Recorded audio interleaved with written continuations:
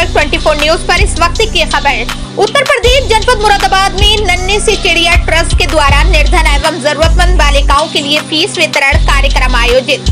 मुरादाबाद महानगर में नन्ही सी चिड़िया ट्रस्ट के द्वारा पंचायत भवन सभागार में निर्धन एवं जरूरतमंद बालिकाओं के लिए फीस वितरण कार्यक्रम का भव्य आयोजन किया गया।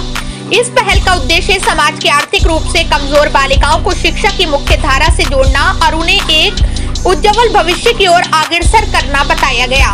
इस अवसर पर 200 बालिकाओं को फीस प्रदान की गई, जिससे वो आगे की पढ़ाई जारी रख सकें। कार्यक्रम के मुख्य अतिथि उत्तर प्रदेश सरकार में मंत्री बेबी रानी मौर्य रही, जिन्होंने बालिकाओं को ट्रस्ट के समस्त सदस्यों के साथ चेक वितरण कर उनको प्रोत्साहित करते हुए शिक्षा की महत्वता और समाज में नारी सशक्तिकरण की भूमिका पर प्रकाश डाला।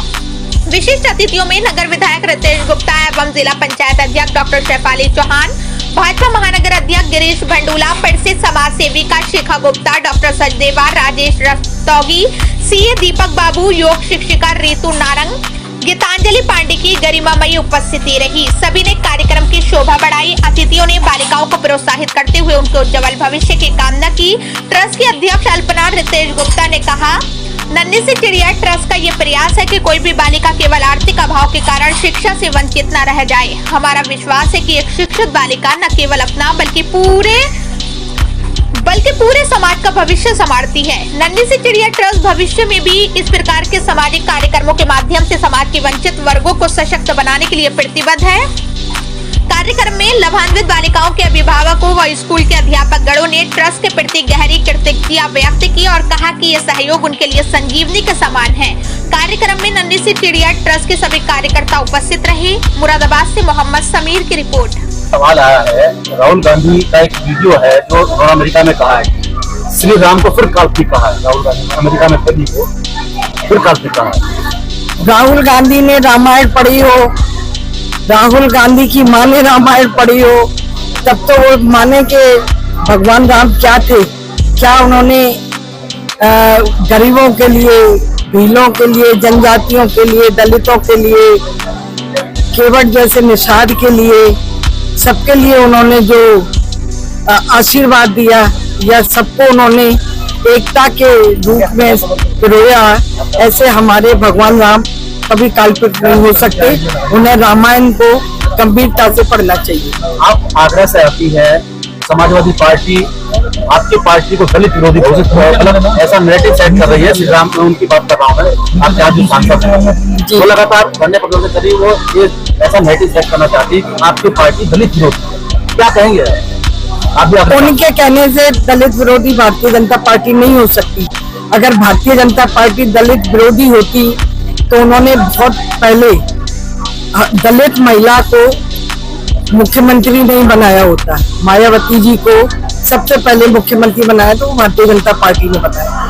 आज अगर आदिवासी की कोई महिला शीर्ष नेतृत्व पर बैठी है राष्ट्रपति, वो भी भारतीय जनता पार्टी ने बनाई है। मैं दलित समाज से आती हूँ, मुझे भी उत्तराखंड का गवर्नर बनाया और आज कैबिनेट के रूप में आपके सामने बैठी हूँ। दलित विरोधी तो सपा है, जिन्होंने कभी दलितों का हित नहीं चाहा। ये जो कह रहे हैं आगरा के सांसद जी, इन्होंने कभी जाटवों का आगरा में कोई कार्य नहीं किया। यहाँ तक कहते थे कि आप क्या हमें वोट देते हैं। आज वो दलित नैरेटिव सेट कर रहे हैं, उन्हें कुछ मिलने वाला नहीं है। आज लखनऊ में एक पोस्टर जो है फिर से लग गया है, बीजेपी की तरफ से पोस्टर लगा है, अखिलेश यादव की पीठ दिखाई गई है।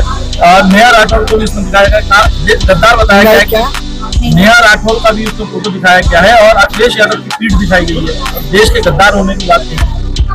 देखिए, जो देश के प्रति गद्दारी का भाव रखेगा, देश के प्रति देशद्रोह का भाव रखेगा, जो देश के साथ प्रेम नहीं करेगा, उनके लिए ऐसे ही पोस्टर छपेंगे। तो अखिलेश यादव आप भी देश के प्रति गद्दारी मानते हैं? मैं उनका नाम नहीं ले रही हूँ, जो भी होगा, लेकिन जो देशद्रोही होगा, जो देश के विरोध में भाषण देगा, जो देश के प्रति वफादारी नहीं रखेगा, प्रेम नहीं रखेगा, पोस्टर छपेंगे। अखिलेश यादव की ओर से जिसमें उन्होंने ये आधा चेहरा फटका है और आधा चेहरा डॉक्टर भीमराव अम्बेडकर जी का, उस पर क्या कहना है? तो भीमराव अम्बेडकर तो सदियों बीते जाए तब भी नहीं बन सकते। ऐसे भीमराव अम्बेडकर जिन्होंने इतना अपमान सहा, इतनी यातनाएं झेली, या जो भी उन्होंने उस समय ऊंच नीच की भावना थी वो को झेला, उसके बाद भी वो एक ऐसा संविधान रच के गए हैं जिसमें सबको बराबरी का हिस्सा, बराबरी की बात कही है, उसमें ऊंच नीच की बात नहीं कही है, उनका कोई प्रतिरोध उसमें नहीं दिखता है।